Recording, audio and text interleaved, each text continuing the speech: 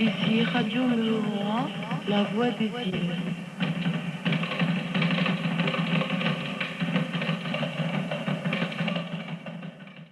Je suis né sur l'atoll de Réau le 9 décembre 1960. J'ai vécu le début de l'ère du CEP et de cette époque-là, ce que je retiens, c'est tout ce mouvement qu'il y avait sur notre atoll qui était tout nouveau pour nous. Alors ce qui était très bien pour nous à notre génération, les enfants de mon âge, dans les 5 jusqu'à 9-10 ans, c'était pendant la période des tirs, on allait dans des maisons, dans des structures qui étaient gonflées à l'air pour nous protéger des retombées. Mais après ces retombées, ce qui était bien aussi, c'est qu'on allait sur les gros navires qui étaient au large et on nous faisait des contrôles médicaux, d'où aujourd'hui je porte encore les marques des vaccins. On nous faisait des vaccins avec un genre de plumeau. Et là, celui qui pleurait pas, il avait beaucoup plus de bonbons, quoi. Alors on serrait les dents, même si on pleurait, les larmes coulaient, mais on faisait le vaccin. À partir de ce moment-là, papa est venu sur l'atoll de Réau, d'où il était originaire, pour travailler au CEP. Et là, le premier travail que papa avait fait à cette époque-là, c'était de nettoyer les vautours qui revenaient d'une campagne dans les nuages nucléaires après les tirs. Dans les années 80, je suis revenu sur Teddy et de là, j'ai été recruté au sein du SMCB.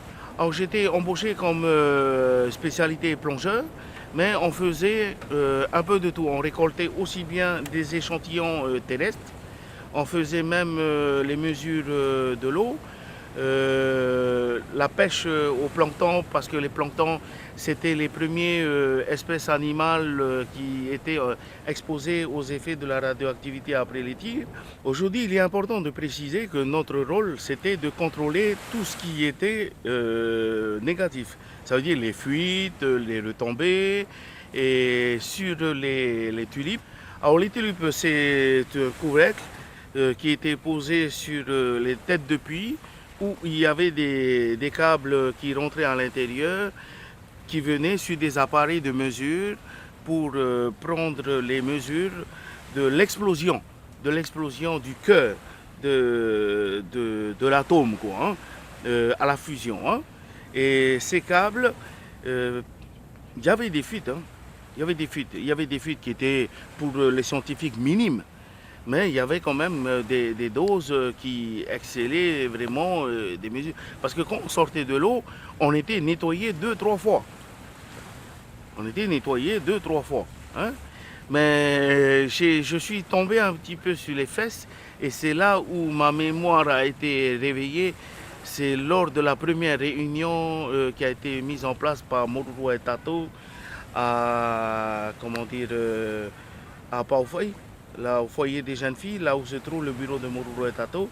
Moi j'étais venu pour écouter, pour aller renseigner mes chefs sur ce qu'ils disaient et tout ça, et surtout pour rentrer dans l'art au docteur Sourov, par rapport aux essais nucléaires. Mais j'étais à l'avant, j'étais complètement sur les premiers rangs et je la regardais, cette dame qui vient nous expliquer ce que c'est que les effets de la radioactivité et tout ça. Mais la chose qui s'est passée, c'est qu'elle m'a diagnostiqué. Parce que j'avais déjà pris la dose avant. Et tout ce qu'elle disait, ça me concernait moi directement. Et c'est là où j'ai pris conscience de la gravité de l'héritage que j'allais laisser pour mes enfants. Parce que ce n'était pas que moi qui étais touché, mais mes enfants étaient touchés par moi. Ça veut dire tous les enfants que j'ai eus après avoir été contrôlé positif, parce que c'est comme ça qu'il faut le dire, parce que sinon je me fais attaquer. J'ai été contrôlé positif. Ça veut dire que tous les enfants que j'ai pu avoir et les relations que j'aurais pu avoir avec mon épouse, ça avait des conséquences. Mais je ne peux pas, moi en tant que père, laisser cet héritage à mes enfants. Ça veut dire que mes enfants aujourd'hui n'ont pas de problème de santé, que je le sache, et je touche du bois. mais peut-être la génération après, ça veut dire mes petits-enfants ou arrière-petits-enfants. Et le combat que j'ai mené pour pouvoir rentrer dans Moruro Tato, parce que ça n'a pas été facile, c'est pas pour un parti, c'est pas pour une identité, mais c'est pour l'être humain avant tout.